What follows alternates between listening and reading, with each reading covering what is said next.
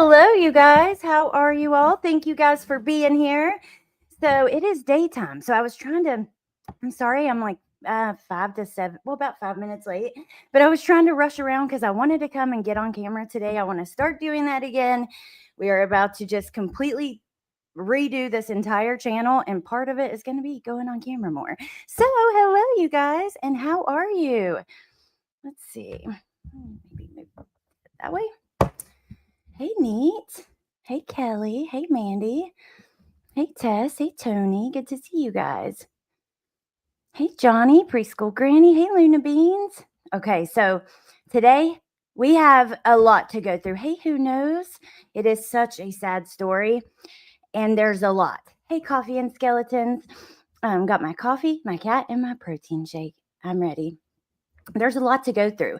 I had a lot before, and then today, before I do a live, I'm always kind of right before listening to a little bit, watching a little bit about that case, just to get it back in my mind. I have a terrible memory. So today I found several other things that are new and new to me that I want to add to this. So we're going to be here for a little bit. We're going to go through an article or two, and then I have so many videos. Let me go ahead and show you guys what we're going to be looking at. I hope you're having a great day. Who knows? Hey, struggle is real. Hoodie and a crowbar. Good to see you. Thank you for the positive energy. I need it. Karen, thank you for joining. Thank you so much. Okay. So let me show you Tess. That's part of what we're going to talk about. You know it. I'm not coming on here to talk about it without that. And one of the articles or videos that I have lined up is going to go right into that. So let me show you what we're going to go through, and then we'll get right into it. I'm going to start with this People article because it has good photos. I have a bunch of good photos too that I've just saved and sent to myself. Then we're going to come over to this local article and just take a look for a second at NBC Connecticut.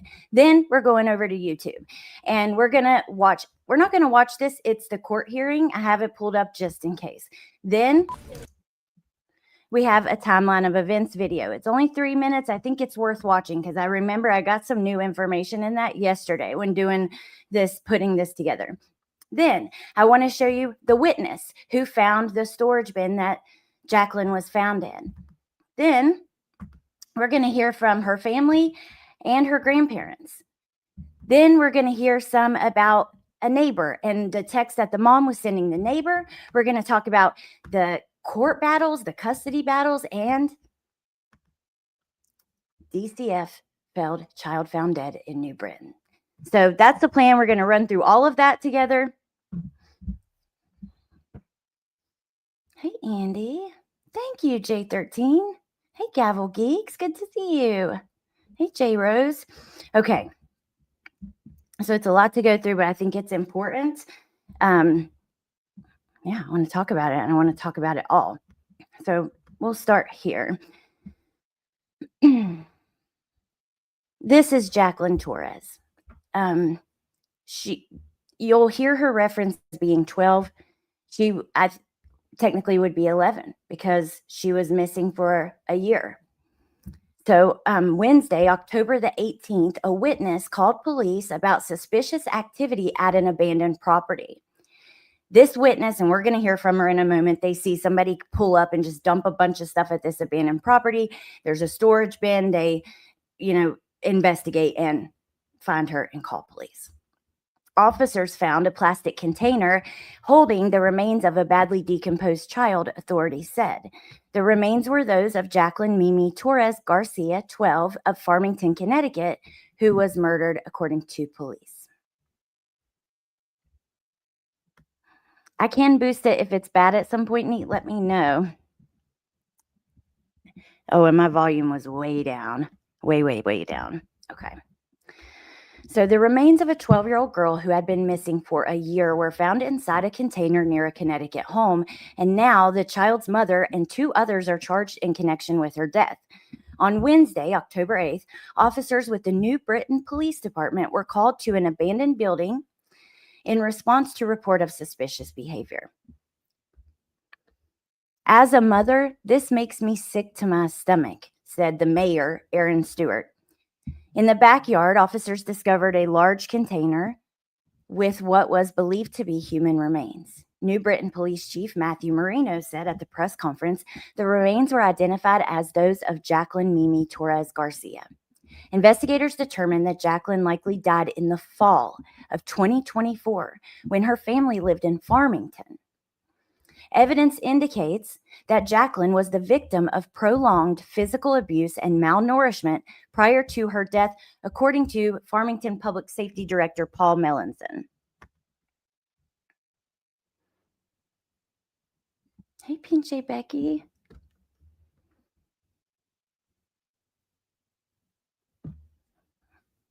Sorry. Oh, man. Okay. The child's body was kept in a basement and moved when her family relocated from Farmington in March. He also said, the public safety director. And on Sunday, October 12th, Jacqueline's mother, Carla Garcia, only 29 years old, was arrested and charged with a slew of counts, including murder with special circumstances, conspiracy to commit murder with special circumstances, improper disposal of a dead body, and intentional cruelty to a child under the age of 19. She's being held on a $5 million bond. This is Carla.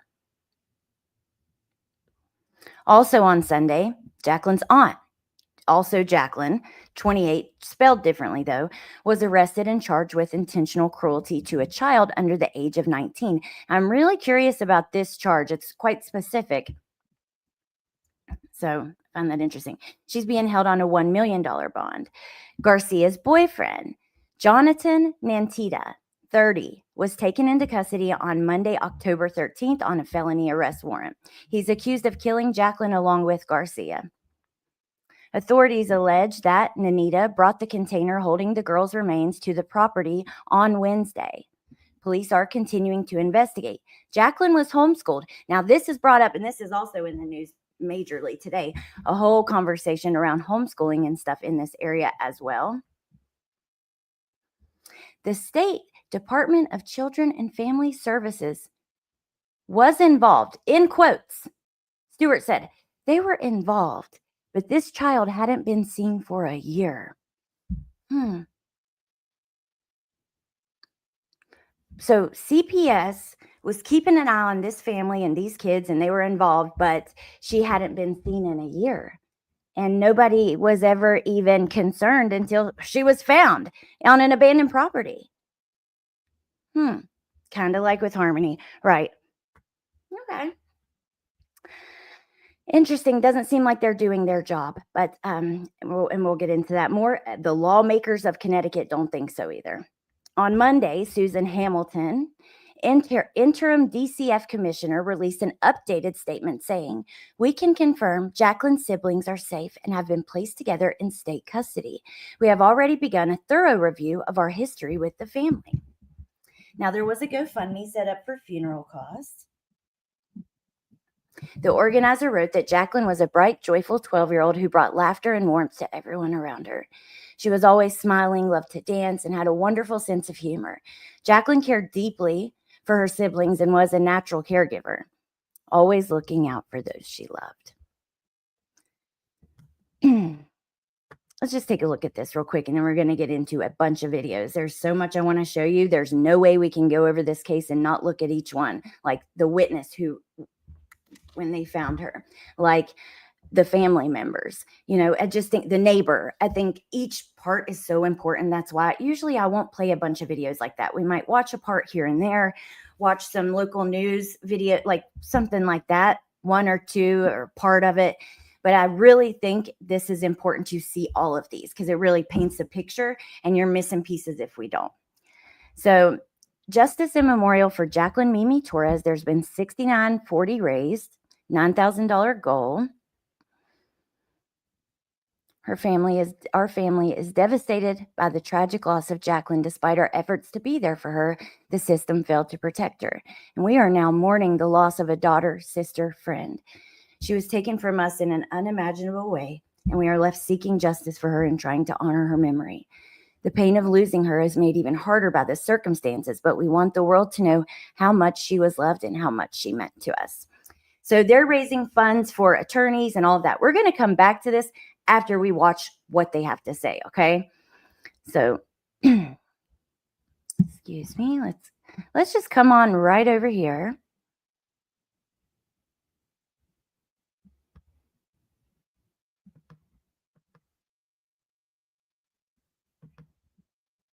And we'll start here, I believe. Our investigation really shocking the state. Thanks for joining us here at 6. I'm Stephanie Simone. And I'm Erin Connolly. Good evening. Carla Garcia is accused of killing her young daughter, Jacqueline Torres. Garcia's boyfriend and sister are also charged. Tonight, we have team coverage on that case. Your chief investigative reporter, Sam Smank, is looking into the suspect's criminal history. More on that in just a moment. But we do want to start with Dylan Fearon, who is in the courtroom today. He is joining us live in New Britain with all the details. Dylan. Jeez, can't see it.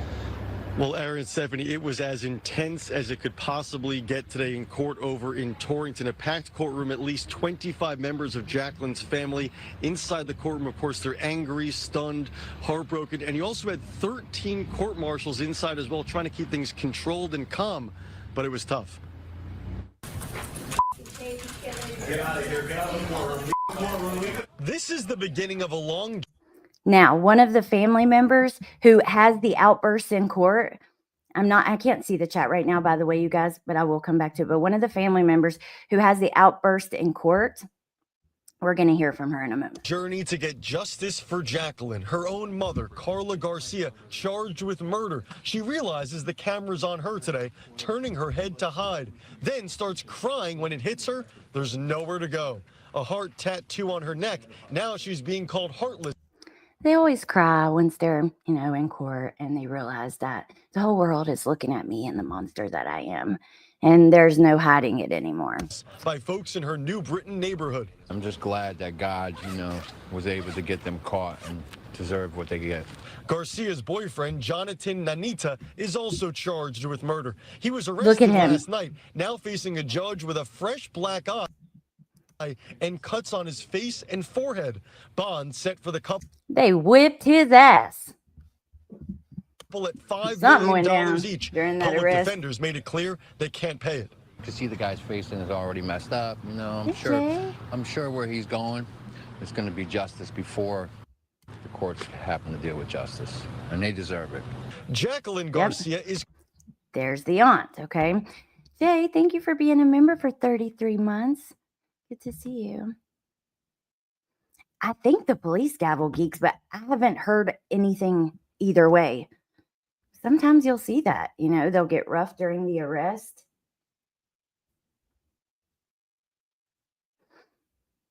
There are too many missing and not reported or reported late. Yeah, it's scary how long that they can get away with being missing, too. Carla's sister, young Jacqueline's aunt. She's charged with intentional cruelty and hit with a $1 million bond. Angelina Torres lit a candle at Jacqueline's memorial today. There's no words for this. Every bit of it. Yeah, she deserves this and more. She deserves true justice. I just pray that she's in heaven and she's safe and sound. The specifics on how 12-year-old Jacqueline died and why still Look at her, and her shirt says big sis. Beautiful girl. You guys, when I was grabbing the photos of her, because I was trying to do a different thumbnail than I did, and I just grabbed so many photos, and I thought I'm going to save them because I want to share with you all. She was just so precious. Let me show you real quick because I have them right here. Wrong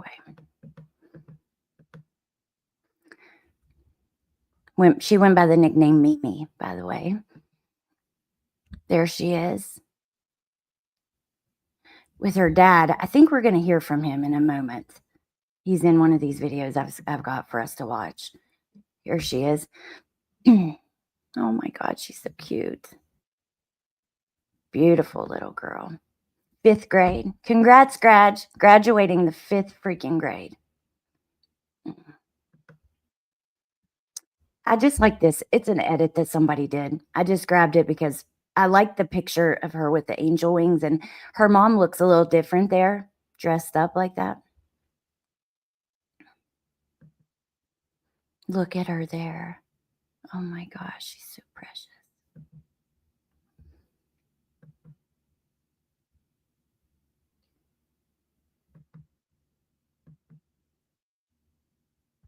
carving a pumpkin, goofing off and being silly. And then, while they're under arrest. So, okay, let's go back over here. Continue our video. I just wanted to show you all those Haven't photos. been made public, but police believe Jacqueline died a year ago in Farmington, that she was a victim of abuse, malnourishment, Belly. and neglect, that her body was secretly kept in the family basement and moved when her family relocated to New Britain, eventually put in a container and left behind this abandoned home. Jacqueline's remains were found here Wednesday. Her father, Victor Torres, too stunned to speak today, but Here we told us go. last week he didn't have custody of Jacqueline and has been living out of state. If the story is true, it's a really sad situation. You know, I don't wish this on anyone. May she rest in peace. And family continues to mourn at Jacqueline's memorial right now. Aaron and Stephanie keeping it clean, keeping it looking nice. We've also received many questions about Jacqueline's schooling over the past year or two. We did find out tonight that Jacqueline was enrolled in the New Britain school system from kindergarten through 5th grade, but that on what would have been her first day of 6th grade back in August of 2024, So, right before she went missing, and remember, they said she was a victim of long-term malnourishment and abuse. So, right before she goes missing, pull her out of her school. mother, Carla Garcia, And we talked about this with either Oakley, oh my God, or Harmony, one of the kids that have been missing for so long and nobody knew. When they are pulled out for homeschool, there has to be you have to be able to make sure, I don't know, there has to be checks and balances. It's just like the justice system, and all this stuff with, just for a second, let me say, with hidden true crime and, cameras be allowed and this and that. And I can understand how that would feel so invasive, but there is a reason for transparency in the justice system. And that's checks and balances. Jen Bendy and I were talking about this last night. Let me just keep playing it. pulled her from the New Britain school. They should be able to have checks and balances for this as well. If somebody yanks their kid out of school, just go check on them. Do a home visit. Make sure everything's okay. I think that because all the cases, many cases that we've talked about with these similar circumstances, that happened. They were pulled out of school. System told people that they were moving Oh, to Farmington. do you guys which they remember did, when and we that talked Jacqueline about would be this last? homeschooled. But based on the police department's timeline, Aaron and Stephanie, it seems that Jacqueline may have died just 2 months after she was pulled out of the school system here. I'm your reporter live in New Britain tonight, Dylan Fear in Channel 3 Eyewitness News. Okay. Now, I didn't see your comments, Kimberly, but I'm sure I know you keep it respectful. DCFS though, very angry with them for many reasons, and don't get me wrong, I know there are good people that work there. I know it's important that we have that. There are kids who are rescued by social services, no doubt, and there are good places. One day I'll share an experience that I've had personally, not with CPS, but with a child who was, under supervision of CPS, I guess you could say, and they were just excellent. Some places are good, but it's a problem. This is a huge problem. We talk about it over and over and over and over again. I'm sick of it. I don't know if there's something that we could do about it. I don't even know. What do you do? Everything needs an overhaul. Everything needs redone. Oh, Gavel Geeks, thank you. Thank you for joining. Hey, Elle. It is. It is devastating and infuriating. And we're walking through the case right now. I've got a bunch of different videos I want to show you guys if you just came in. So if you know a little bit about it, I don't think you need to rewind. You can listen to these interviews and stuff we're going to hear. If you haven't seen my community post from yesterday, please go check it out. Carol Erskine, that's the family court judge who did the adoption with Harmony. She did the adoption with Harmony's brother, but she also did something else involving that case. She has been very vocal. She's written a book. She wrote a whole legal document asking the FBI to investigate the state of New Hampshire and social services and stuff. Please go check it out and support her in that, because it's important. That's one person. That's one place I know where there's change trying to be made. And I think we got to support that when we see it. Okay, so let's look at this now. This is short. It's the timeline. But like I said, there was something new I heard in it yesterday. I don't recall what it was right now, but let's just listen. Get out of here. Get out of the Anger in the courtroom as 3 suspects accused in the murder of a 12-year-old girl face a judge for the first time. Thanks for joining us tonight for the news at 11. I'm Keisha Grant. And I'm Mike Hydek. Those 3 suspects remain locked up tonight, charged in connection with the death of 12-year-old Jacqueline Torres Garcia. There has been so many developments since her remains were found 1 week ago. NBC Connecticut's Jane Chaco joins us live in New Britain tonight. Jane, walk us through the timeline of this case. Keisha, Mike, it's a story that has shaken the New Britain community and has left so many with questions. And tonight, the Beehive Bridge is lit up in blue in honor of that little girl, and she is being remembered by so many loved ones. This is Jacqueline Torres Garcia, known as Mimi. Here she is at 5th grade graduation, wearing her favorite color, blue. She was happy all the time. Real happy. She liked to play. She attended kindergarten through 5th grade in New Britain, according to the school district. On August 26, 2024, Jacqueline would have started 6th grade, but her mother, Carla Garcia, filed notices withdrawing her from school to start homeschool. Police believe Jacqueline was physically abused and malnourished before her death in fall of 2024. They think her body was kept in the basement of an apartment in Farmington and was moved. And remember, she has siblings, okay, kept in the basement of their home.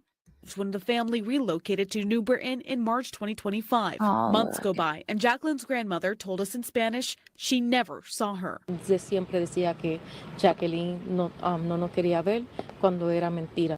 She always said that Jacqueline didn't want to see us when it was a lie. On October 8th, a 911 call comes in reporting people dropping off items, including a plastic storage bin, in the backyard of an abandoned property on Clark Street. So October 8th, like I told you guys, 9 days ago, and we're going to hear from one of the people. This is when the world knows about it. This is when she's, there's no reported missing. That bothers me so much. In New Britain, police find human remains inside. 2 days later, on October 10th, police came out saying the remains belonged to a young girl. Family members told us they were Jacqueline's. Then family, friends, and strangers started leaving candles and stuffed animals on Clark Street, creating a memorial. On October 12th, police arrest Jacqueline's mother, Carla Garcia, charging her with murder. Her sister, Jacqueline Garcia, was also arrested, charged with risk of injury to a child and cruelty to persons.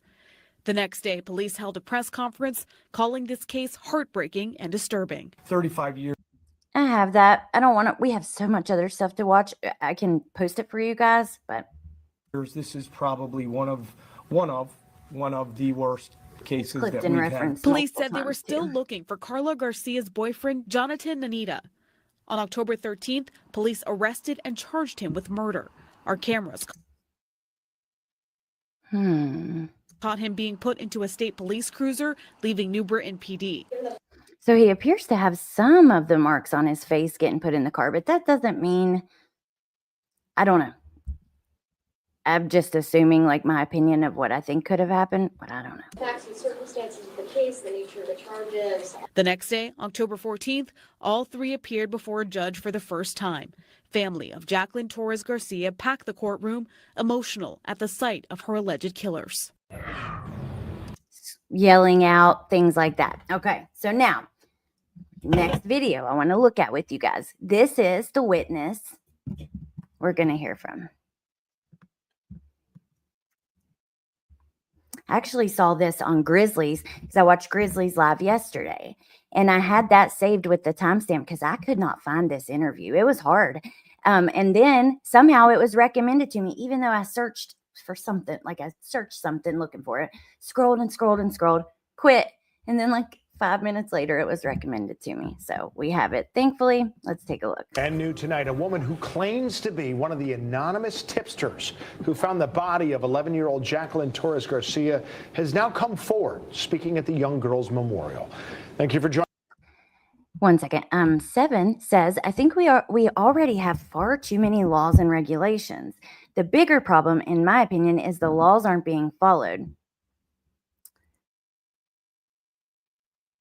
I think, though, we should have more regulations and laws and rules on social services. But, hey, Roxanne. Oh, thanks, Nicole. I'm trying to be on camera more. I can't wait, you guys, because I have to get in a different algorithm and kind of get back to true crime. And I'm excited. I feel very passionate about it right now. And I've been creating so many graphics and videos, and I have the channel name is going to slightly change, and I'm going to be on camera more. I want to post more videos. I want to do stuff to try to make changes, like not just sit here and talk about it. Oh, this is so terrible. Like, actually, I don't know. I just want to get back into it because, you guys know I've been kind of like removed a little bit lately in the last year and a half or so, and removed from my channel. And I felt so down. And like, I don't know.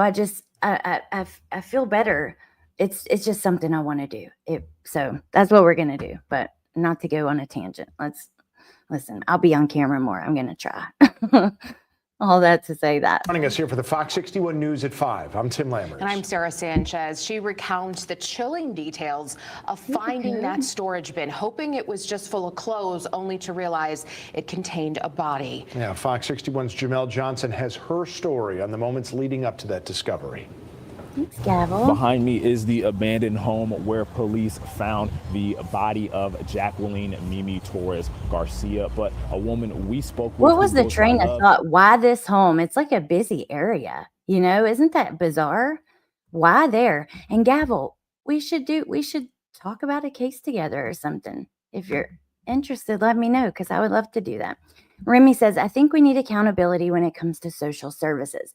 If something goes wrong, there's an apology and how overworked, understaffed, underpaid they are. That may be true, but it's unacceptable. I completely agree. That might be true, but then there has to be a different way around it. You can't just keep saying that. It just can't be the answer. Maybe less workers with different kind of training and better checks and balances. I don't know. Something has to change, though.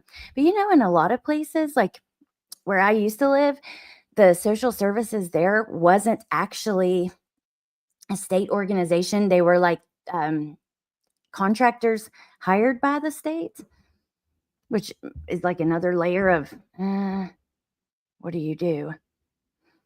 Hey, Andy, let me know if you want or need help with research. Oh, Andy, thank you. I would love that. Hey, Tracy. Me too, Tess. All right. Oh, me too, Coffee. Thank you. Okay, let's keep going. Says she and her friend are the ones who reported the crime to New Britain police. Since her memorial was created, dozens of people have come to pay their respects to Mimi. One of them was Love, who says she was the anonymous tipster who helped New Britain police find the 11-year-old's body. I wanted to believe it was a clothes bin of clothes. I really didn't want to believe it was a body. Your heart races. Love says her friend knew the 11-year-old's mother's boyfriend, Jonathan Nanita. And hold on, because we're gonna hear this in a second, but this just blew me away. He says something when I can't remember what it is, but he says something when he's seen by these folks, and it's alluding to that there is a body in the storage bin, but that it's an adult, like a man. Here, let's listen in. She says he started to on this busy corner. Breadcrumbs in their conversations about killing someone and where the body was. He kind of just told the wrong person where she was, and we came and investigated it, and it was a body. Jonathan kind of told on himself, really. Love says Nanita told her friend the person who was killed was a, quote, bad man and that they, quote, deserved it. She says they launched a self-investigation to find the body, but were shocked when it turned out to be Mimi's. I was disgusted, but I had a feeling anyways it was a human because she did tell me that he said it was a bad man. So he said he knew the friend rather, and he told the friend when he's done. I'm confused about when exactly, but that he deserved it. So I was disgusted. I was devastated when I found out it was a little girl. She says their discovery led New Britain police to this house on Clark Street where they recovered the storage bin, and the autopsy confirmed the body's identity to belong to Mimi. Since the discovery, police have arrested Nanita, the girl's mother Carla Garcia, and her aunt Jacqueline Garcia. After learning about the prolonged abuse police say Mimi endured, Love wishes someone could have saved her, but says she's glad they found her when they did. She deserves her peace. And I'm happy I could do that for her family. New Britain police and DCF say they made contact with other children who belong to the family, but those children are safe. I'm sure they're safe because, you know, DCFS rather, they're letting us know, don't worry, they're safe, even though we were, you know, overseeing, investigating, looking, monitoring, whatever you want to call it, over this family. Kelly, thank you for being a member for 9 months. And Texas Girl, thank you for joining. Thank you, guys. My daughter was forced to go live with her alcoholic, drug-addicted father by social services and had her life destroyed for 4 years. Because of false accusations, I wasn't allowed to see her for 2 years. Oh, Tony, I'm so sorry. I cannot freaking imagine. Like custody stuff and how dirty it gets and the lies and then the involvement of like CPS and then, oh my God, and for them to believe, for it to go that long, I cannot imagine. I'm so sorry. There's a lot of crime in that city. That's a good possibility, Remy. I hadn't thought about that. So, sorry, you guys, my eye keeps itching. That could make sense. Yes. Okay, Gavel Geeks. Me too. All right. That's a plan. Yeah, bad man. Hardly monitoring. Yep. Family court is atrocious. It really is. Okay. So now we're going to hear from family in a couple videos and the neighbor. Okay. I did see a new video, I hadn't seen yet though in my research, which is kind of interesting. It says, New Britain neighbor, look right here, describes seeing suspects move container before the girl's remains were found. We're going to come back to that. Let's just leave that there. Come over to the window. Well, I was already on the window. Actually, it's here too at the top and hear from the family. Exclusive tonight, we're hearing from a family member of Jacqueline Torres, the girl whose remains were found in who was fighting for custody. There was custody stuff happening. Now, I need to dig into that more. It's so much. There's so much information with all these different interviews and press conferences and court hearings. And there is footage of all of that stuff. New Britain last week, her own mother arrested for her murder. Good evening, and thanks for joining us tonight for Eyewitness News at 6. I'm Erin Connolly. Hi, everybody. I'm Stephanie Simone. The heartbreaking developments in this case continue. Yaxie Garcia, the aunt to both Jacqueline and her mother, is now sharing intimate details about the family. And your reporter Owen Kingsley sat down. The aunt to her mom. So her great aunt, I guess, right? Exclusively with her. He is joining us now live in New Britain. Owen. A week since this memorial right behind me outside of the New Britain home where Jacqueline Torres' remains were found when this memorial began, now overflowing with balloons and trinkets from her father and mother. What police revealed to us is that she was starved and abused. Right. What goes through your heart as a family member? Disgusted.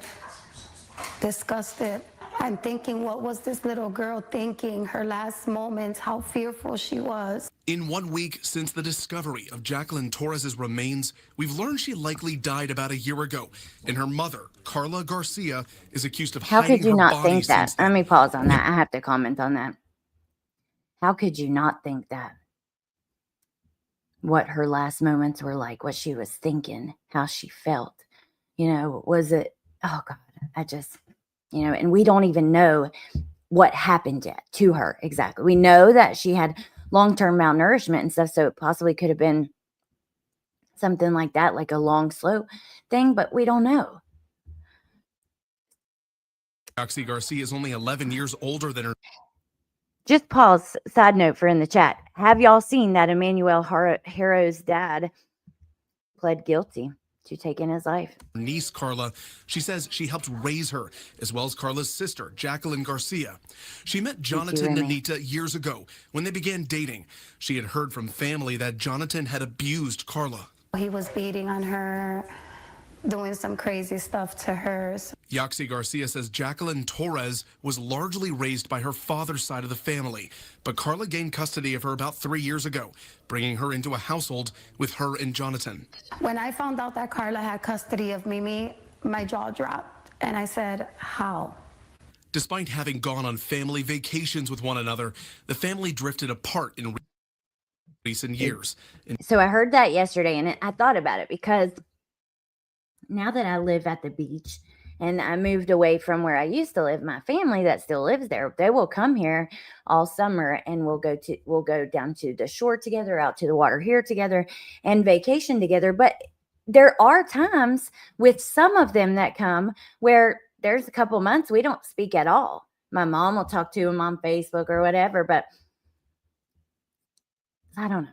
Yaxie says Carla didn't let many people into Jacqueline Torres's life. Sadly, I just found 2 pictures in my phone. She wasn't around our family. Between that, being removed from New Britain schools, and Jacqueline's father moving out of state, Yaxie says that's how she believes the girl's disappearance went unnoticed since her death about a year ago. I would have definitely asked questions. I would have made phone calls. I would have done anything that was in my power to find out what was going on. On Tuesday, Carla and her sister Jacqueline, as well as her boyfriend Jonathan, all made their first appearances in court. Those are not my nieces. Those are not the girls that I raised. They look crazy. Like Yaxie is the one. God. That just hits me in a way because there is a story that's happened in my life one day I may tell you guys about, where some of this stuff just feels real close. And when I hear it and she's talking about like seeing her there and how she looks just crazy, like a different person. Like oh my God, I know that has to be so painful. And to know, that why you're there. They do look crazy. Okay. Oh, I remember what you guys are saying yes to about the baby, about Emmanuel. Okay, so now we're going to hear from the grandparents. And I think they've done a couple interviews, if I'm not mistaken. Grandfather of a 12-year-old NBC Connecticut is on top of it. Matter of fact, I need to subscribe. Girl shares his memories of her as police charge 3 people in her death. Thanks for joining us tonight for the News at 11. I'm Keisha Grant. Tonight, police say the mother of that little girl, the mother's boyfriend, and the girl's aunt all played a role in her death. They're all behind bars tonight. About an hour ago, police announced the boyfriend was taken into custody. Investigators say while the remains of 12-year-old Jacqueline Torres I really Garcia should just skip to the interview because we know all of this. It's kind of repeating things that we know. It's been a hard few days for Felix Osorio, standing over a large memorial for his 12-year-old granddaughter, Jacqueline Torres Garcia in New Britain, who family members called Mimi. Candles, balloons, and flowers lined the front of a Clark Street property where police say the girl's decomposing remains were found inside a plastic bin last week. Yes, Remy, is it a big town? I was not familiar with this. I'd never heard of it before. She was happy all the time. Real happy. She liked to play. Britain and Farmington police say the girl's mother, Carla Garcia, Forever 12, but technically I believe she was 11. and her aunt, Jacqueline Garcia, were arrested Sunday. Officers found and arrested the mother's Christy. boyfriend, Jonathan Nanita, the next day. And I can say that now our goal has always been to seek justice for Jacqueline Torres. Police say Jacqueline lived with her family in Farmington and believe she died there in the fall of last year, with the remains taken to New Britain. Investigators say they believe she was physically abused and malnourished. The mother and boyfriend are facing murder charges, and the aunt is facing a child cruelty charge. Farmington police saying it's one of the worst cases they've ever seen. It takes a toll mentally, physically, and it's very difficult for us to contemplate how this can happen in a civilized society like ours. Osorio says he hasn't physically seen his granddaughter in 2 years. Can't imagine for the police. All right, let's hear this. Hasn't seen his granddaughter in 2 years.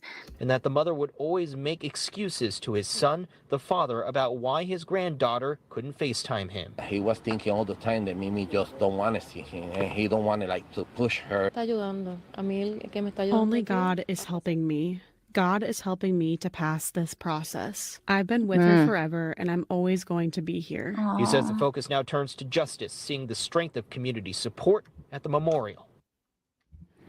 Why would you push away her dad's family? I don't understand that. I can't stand women who do that.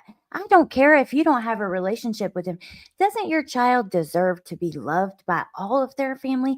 If they're happy, healthy, productive members of society and they just want to have a relationship with her, see her occasionally, talk to her, wouldn't that only, like, I don't know. Why would you do that? Don't you want your child to know that they're loved by all of their family? I can't stand women like that, you guys. No, Coffee and Skeletons. I don't know. Very curious about the aunt's charges. I need to try to look for some of the arrest affidavits, but I haven't seen them in all the research I've done, so I would think that I would have. We also don't know. There's a lot we don't know regarding what actually happened to her. Unfortunately, too many adults use children as pawns. Yeah, it's sick. I cannot with people that do that.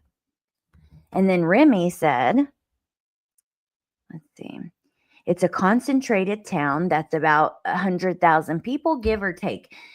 That's interesting to me because to me, that sounds like a big town. Where I used to live, the whole county had like 70,000 people. Where I live now, I think the county has like 5,000 people. It's a huge county, but it's just farmland. And like it's so small. But which is crazy being right next to the shore. So to me, that sounds like a lot, but it's really not. If you think about it, there are some cities like Long Island, they have 1 million people, I believe, at least. So malnourished, huh? Well, mom wasn't missing any meals. Ain't that right, Kimberly? You ain't lying, girl. You ain't never lied. Every child needs as many people who love them around them as much as possible. This woman doesn't appear to have been very concerned over what was best for Mimi, though. No, she was more concerned with getting all, dressed up and posting her selfies, her very filtered,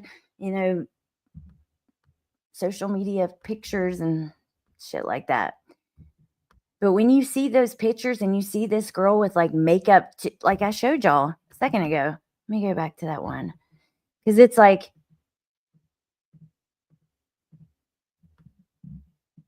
you have all this makeup on, your hair done, you have an iPhone. Again, hair done, makeup done. And your child is malnourished and not taken care of and hungry and stuff? Huh? Okay. And the State Department of Children and Family. Okay, we're going to come to that in a second. So now, I want to hear from the neighbor that shares the text. Now, I haven't seen this describing the suspect's move. We're going to watch these two and then read and look at a couple things that aren't videos. But Okay. Charged in her daughter's murder in New Britain opens up to NBC Connecticut. It's a story you'll only see on one. Would have never thought from her. I spoke with Kimberly White. She says her interactions with the mother, Carla Garcia, were brief, but they started to talk a bit more once her daughter's remains were found in New Britain last week. Hours before Garcia was arrested, White says Garcia told her she didn't do what she's accused of. I would have never thought from her personality that she Hours before she was arrested, she texted her that she didn't do it. But listen to what she has to say about her. was even capable of doing something so horrific. Kimberly White says she lives a floor below Carla Garcia, the mother of 12-year-old Jacqueline Torres Garcia. White says she met Garcia when she moved into the building in April. Soon after, their kids became playmates. Her daughter that is still currently alive and my son were really good friends, like bread and butter. She was always trying to come over here. He was always trying to go upstairs. She says she was friendly with Garcia, but the two didn't talk much. When human remains of a girl were discovered on Clark Street in New Britain last week, White says she heard Garcia could be involved. The two were talking about doing an episode on White's podcast. On her podcast, okay? She was going to go on her podcast. It's too damn bad that didn't happen. Would have been interesting. When Garcia sent her a text message that NBC Connecticut obtained a copy of. It read in part, quote, "I didn't put my daughter in that container and throw her like she's a piece of trash. I am grieving." We then verified Garcia's phone number with a family member. She didn't seem like a mom. If someone else did this to your child, you would fight to the ends of the earth to make sure they paid for it. You wouldn't cover it up and not say a word, never report anything. Bullshit, bitch. She seemed like a high-spirited young lady. She seemed like a high-spirited, prissy little happy-go-lucky. While your child is starving, I'm 45. The she's anger, way the younger than rage. me, I'm sorry. You know, so I felt like the need mom mode kicked in, like, let me help you. White says she saw Garcia on Sunday, a few hours before she was arrested. Garcia was charged with murder and conspiracy to commit murder in the death of her 12-year-old daughter. Her boyfriend and sister. There's a reason for their charges. There's a reason they are exactly what they are. You know what I mean? Which, let me see if I can read exactly what they are again. Well, we're getting ready to read it anyway, so let me just come back. Oh, shoot. What did I do? Disturbing, it's heartbreaking, you know, so many words to Pretty nice describe apartment. what happened. We reached out to. So, and then you're living in an apartment that nice. Your child is starving.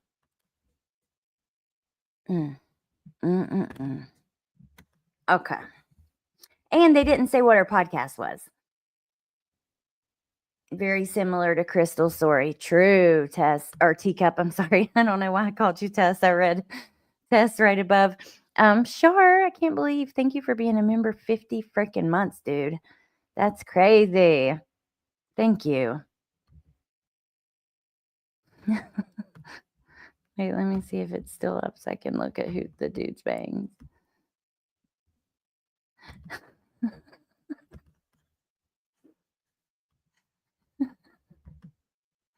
Gavel said, who got the dude's bangs? Sorry. Oh my God. Yeah, definitely the Jim Carrey Dumb and Dumber style going on there. I don't think they actually paid for that apartment. I was wondering that too, but damn, that nice. The mother hasn't had any employment listed, so I'm assuming Section 8 is paying for that. Jeez, I didn't know be that freaking nice. 50 months and more. True, sure. I love you and glad that you stopped by.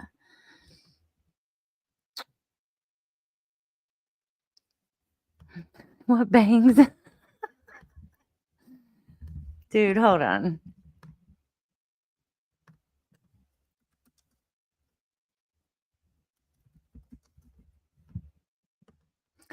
I typed in Jim Carrey Dumb and Dumber and haircut was like the next word that Google tried to recommend.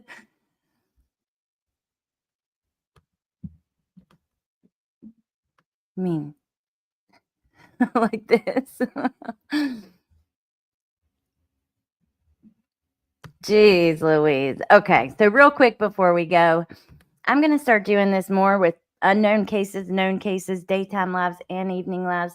Make sure your notifications are on. But I think I have to also kind of get in a whole new algorithm and just get it going again. I don't know, but so I don't know why I'm saying that right in the middle of getting ready to read this, but just know that I want to do this more, like hang out with you guys during the daytime.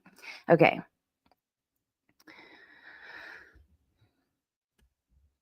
Family fought over custody of girl found dead in New Britain, court records show. Dude, why is my screen not working? Okay. NBC Connecticut investigates learned new details about the death of a New Britain girl that has raised a lot of questions. Jacqueline Mimi was found October 8th, remember, on Clark Street. Police believe she was killed last fall. Family court records reveal more about where she was living and with whom. For most of her life, it was with her paternal grandmother, Patricia Delgado. Court documents, now I just found this right before the live. Okay, so court documents show Delgado sued the girl's mother, Carla, for child support in 2016. Then she was awarded custody in 2022, so 6 years.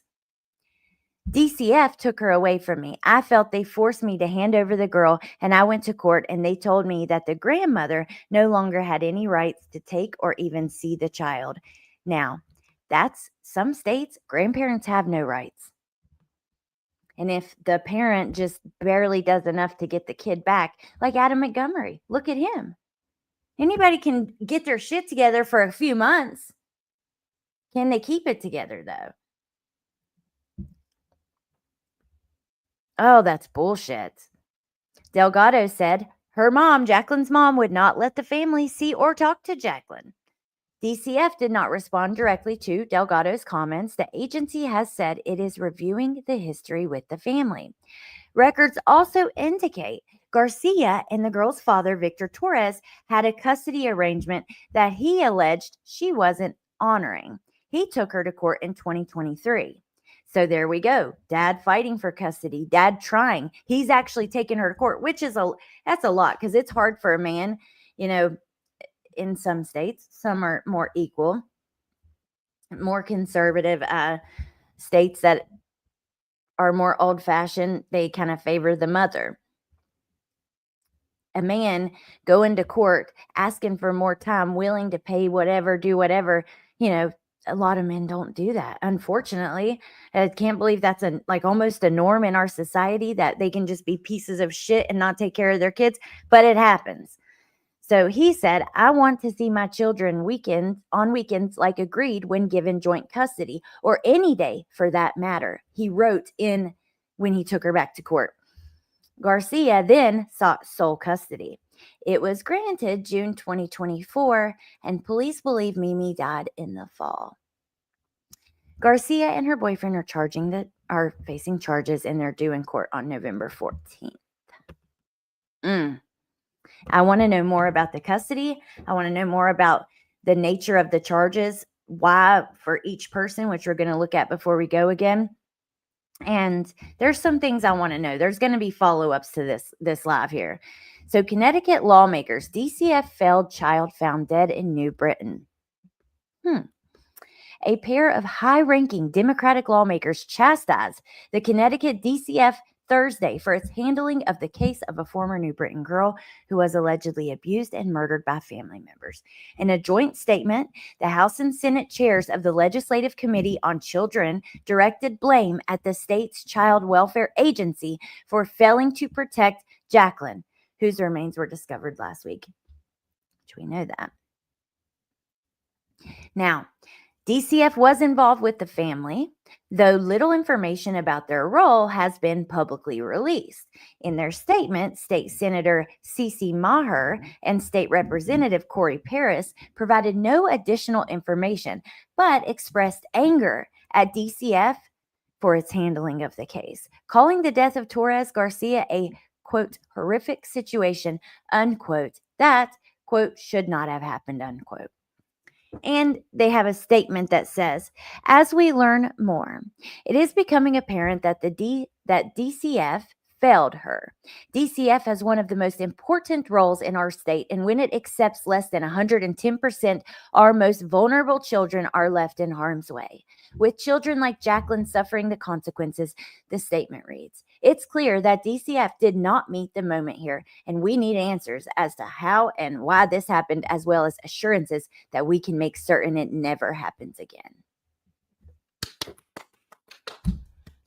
Thank goodness, dude. Hell yeah, for real. Thank God somebody is speaking up for her and for this and for answers, just like with Harmony's case and Carol, you know. So then they go through when she attended schools and when she filed to get her on homeschool. And let's see if there's any other information we want to know. DCF is now reviewing its involvement, according to Interim Commissioner Susan Hamilton. In a statement issued this week, she said the agency will assess how it handled the case, including supports provided, casework decisions, and adherence to policy. They did not respond to a request for comment.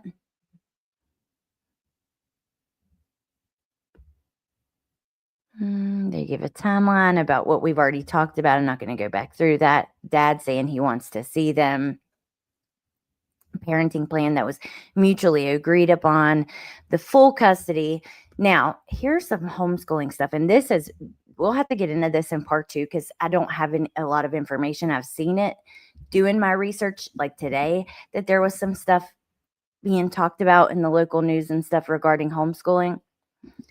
But it says scrutiny of DCF and homeschooling. In a letter sent earlier this week, 5 lawmakers who represent New Britain called on DCF to provide a full and transparent accounting of its work. "We stand ready to work with your office, with local partners, and with the broader community to strengthen the safety net for children and families," the letter reads. On the issue of homeschooling, we know from previous investigations that some parents, here we go. This is what I was saying at the beginning. Some parents use Connecticut's complete lack of oversight of homeschooled children to withdraw their children from school, isolate them, shield themselves from reports to our child welfare agency, and neglect or abuse their children. This is a known policy issue we must address.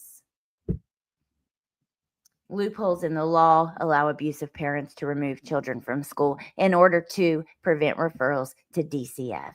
True homeschooling families are doing what they feel is right for their children, and I support that wholeheartedly, but the system is not set up to adequately prevent child abusers from utilizing homeschooling as a way to subvert the authorities. Thank God, for real, that there are so many, like the lawmakers are speaking up. We see so many cases where they're not, truly. The Department of DCF failed this child, not homeschooling, not parents exercising their rights. State Senator Rob Sampson, a Republican, said in a statement, the state's focus should be on accountability within DCF, not on punishing families who are doing their best to provide a safe and quality education. Whoa, thought my phone was on do not disturb, or on private, or like limited do not disturb.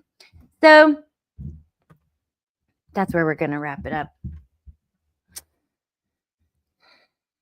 There's a lot, and there's a lot more too, but it's something I want to follow on the channel as developments come out. So I wanted to get through all of this. That gives you kind of the rundown, the interviews, the witnesses, the family members, just all of that. Still, I said press conference, court hearing. There is so much more. So, hey, Adrian. Thanks, Andy. Oh, yeah. Before we go, though, 2 things really quick. Just 1 second. Let's look at these exact charges again. And then the GoFundMe, I want to share the link with you guys. So mom, her boyfriend, and aunt of girl whose remains were found. Let's see if we can get the exact charges right here. I would assume so.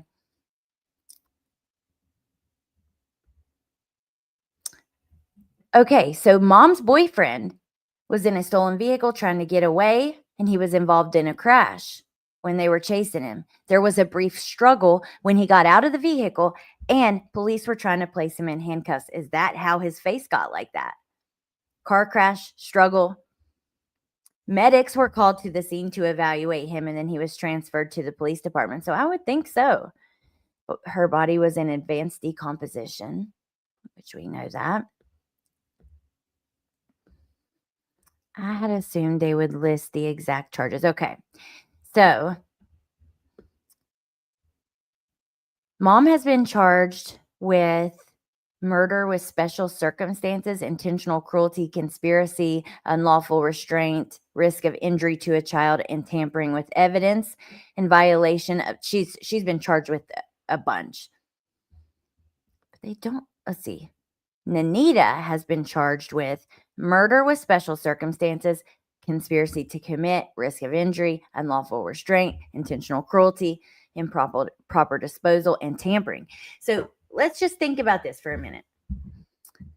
Murder with special circumstances, which caretaker under 13, those are probably those circumstances. Conspiracy. So did they find evidence that they were planning this, or is it just because the two work together? Risk of injury to a child, I'm not too sure about that one. Unlawful restraint. So were they locking her up, or is there evidence of them keeping her tied up, something like that? Unlawful restraint in the first degree. Intentional cruelty to a child under 19, self-explanatory. Improper disposal of a body, self-explanatory. And then tampering, also self-explanatory, but what evidence do they have for those several charges? Jesus. My phone, I'm so sorry that I know the vibrating. Hopefully it's not too loud and distracting. That is annoying. But those are the charges for both mom and her boyfriend. So there's a lot of evidence we don't know about. Now, her aunt has been charged with unlawful restraint in the first degree and risk of injury to a child and intentional cruelty. So that tells me that she possibly, wasn't part of the murder. They have conspiracy charges for the other two. And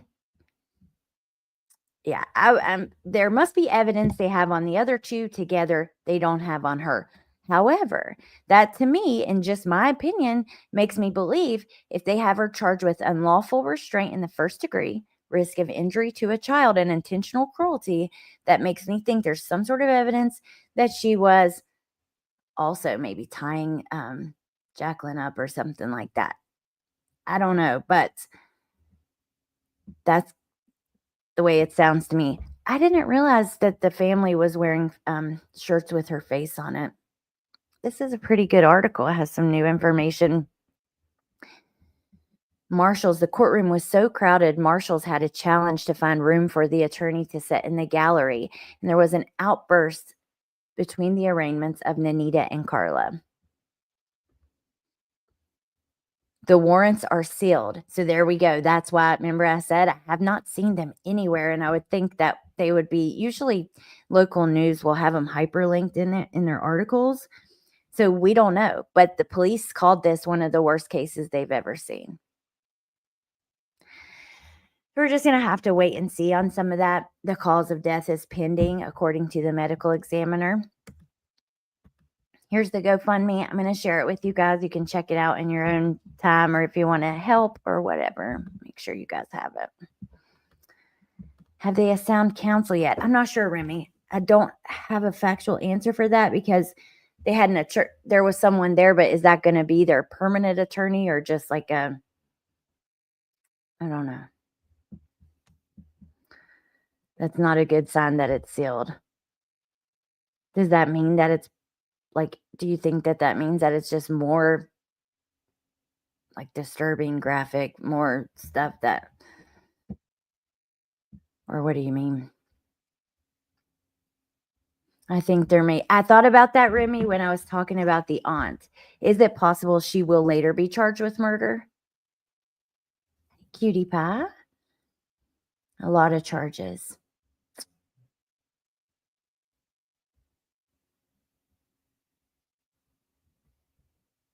So anyway, I know we won't ever see it, but would love to know why they were involved to begin with.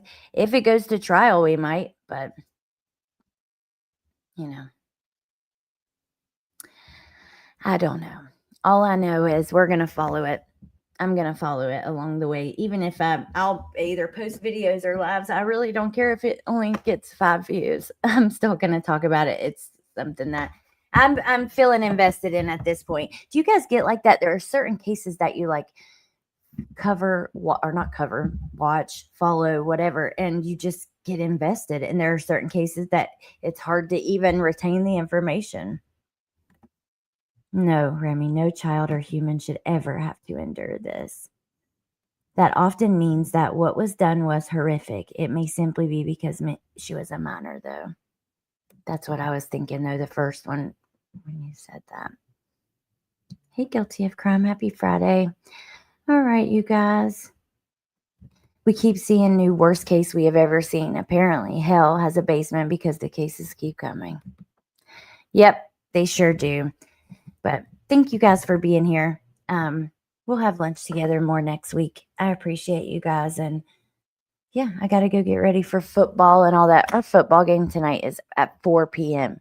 because the team we're playing doesn't have lights on the field. So I got to go get my butt in gear. But I appreciate you guys sitting here and listening to me kind of walk through all of this. It's a lot of information.